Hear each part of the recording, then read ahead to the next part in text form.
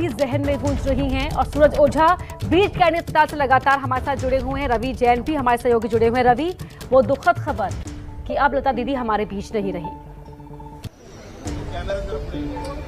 गडकरी, रवि, आप सुन पा रहे हैं हमें? जी जी बिल्कुल मैं सुन पा रहा हूं।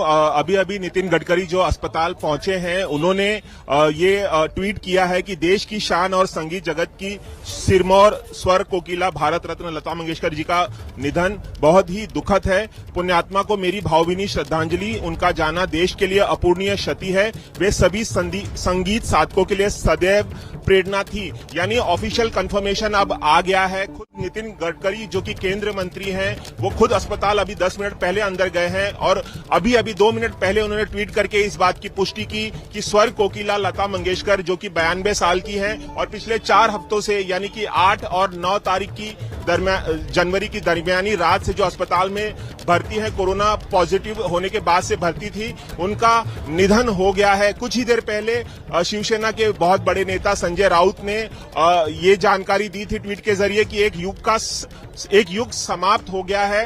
अब इस बात की पुष्टि हो गई है कि स्वर कोकिला लता मंगेशकर अब हमारे बीच में रही है। काफी बहुत ही जाबाजी से उन्होंने जीवन और मौत का संघर्ष किया संजय राउत ने। 4 और हफ्तों अब ऑफिशियल एक तरह से कहा जाए कि नितिन गडकरी ने इस खबर पर, जिसका डर था, उस पर मोहर लगा दी है। हमारे सहयोगी प्रणय भी हमारे साथ लगातार जुड़े हुए हैं। प्रणय, आपका मैं रुख करूंगी, लेकिन उससे पहले मैं सूरज आपका रुख कर लेती हूँ। नितिन गडकरी अंदर पहुंचे, उसके बाद ये ट्वीट करते हैं कि लता दी अब हमारे बीच नहीं रही। सूरज जी बिल्कुल, आपको बता दूं कि नितिन गडकरी से पहले यहाँ पर मंगल प्रभात लोढ़ा भी आए थे, जो कि बीजेपी के मुंबई प्रेसिडेंट हैं। और वो यहाँ पर आने के बाद उनकी जो बातों में जो कह सकते हैं दुख उनकी बातों में था, वो ये कह रहे थे कि मैं अभी कुछ कह नहीं सकता, गडकरी जी कुछ समय में आने वाले हैं, वही आप लोगों को कुछ बताएंगे। तो ऐसा लग रहा था कि कुछ समय पहले ही इन्हें इस बात का आभास था कि ये दुखद खबर आने वाली है। इस वजह से ये नितिन गडकरी जी का इंतज़ार कर रहे थे। वो आए, उन्होंने डॉक्टरों से अपडेट ली, इस बारे में समझा और फिर उन्होंने एक आधिकारिक रूप से अपना बयान जारी किया। ट्वीट कर कहा कि जिन्हें हम कई दशकों से सुन रहे थे, करीब 30,000 गाने जिन्होंने गाए, 10,000 से ज़्यादा पिक्चरों में जिन्होंने गाना गाए, मतलब हर कोई सुख में उस गाने को प्ले करता था, गुनगुनाता था। अब वो हमारे बीच नहीं रही। अब देखिए, मैं आपको दिखाना चाहूँगा कि इसी जो सामने वाली जो इमारत है, इसी इमारत में उनका इलाज चल रहा था। पिछले 29 दिनों से कई उतार चढ़ाव लता मंगेशकर जी ने देखे। कभी उनका स्वास्थ्य ठीक होता था, कभी वो मेडिसिन को रिस्पॉन्स देती दिखाई दी, तो कभी ऐसा भी समय आया कि अब उनकी हालत ख़राब है। तो उनके स्वास्थ्य को लेकर कई बार उतार चढ़ाव देखने मिला। यहाँ पर डॉक्टर की 5 लोगों की स्पेशल टीम थी जो लगातार उनको मॉनिटर कर रही थी, उनके स्वास्थ्य की अपडेट।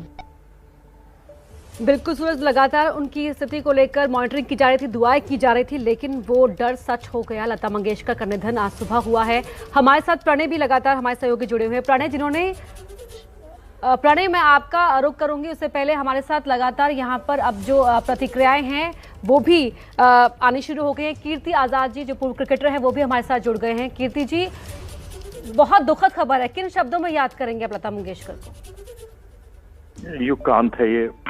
मैं सच में बड़ा ही स्तब्ध हूँ।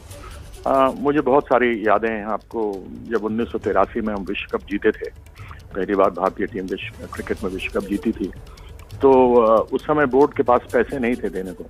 तो लता मंगेशकर नाइट हुआ था यहाँ पर अपने इंद्रप्रस्थ स्टेडियम में, जो आजकल इंदिरा गांधी इंडोर स्टेडियम कहते हैं। और वहाँ कार्यक्रम हुआ, उसके एक रात पहले रिहर्सल के लिए पूरी टीम इकट्ठी थी और उसमें उन्होंने सबसे बुला करके पूछा कि आपका सबसे पसंदीदा गाना कौन सा है, बताइए, वो मैं गाऊंगी। वो खुद क्रिकेट को बहुत प्यार करती थी, क्रिकेटर से बहुत लगाव था।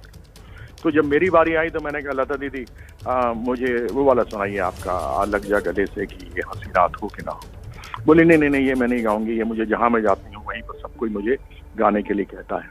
तो मैंने कहा अच्छा दीदी ठीक है, फिर आप जो उचित समझें। और पहला गाना ही उन्होंने जो यही वाला गाना जो मैंने अपनी ओर से उनकी तरफ में रखा था, तो बहुत ही अच्छी सुशील स्वभाव की थी। एक बार उनसे मेरी लंदन में भी मेरी पत्नी थी, ऑक्सफोर्ड स्ट्रीट पर भेंट हुई थी। वो पूछने लगी कैसे हो, मतलब बहुत ही इतनी सरल स्वभाव की, इतनी मशहूर, इतनी नामी, इतने मतलब दुनिया भर में उनके करोड़ों कितने चाहने वाले थे, लेकिन वो मिलती ऐसे सादगी से और अच्छी सी थी, ऐसा लगता था जैसे मातृ प्रेम उनमें से निकलता। तो आज वो चली गई हैं तो सच में मेरे आंखों में आंसू हैं और बहुत ही भावुक हूँ। दीदी को भगवान अपने श्री चरणों में स्थान दे, मैं यही प्रार्थना कर सकता हूँ।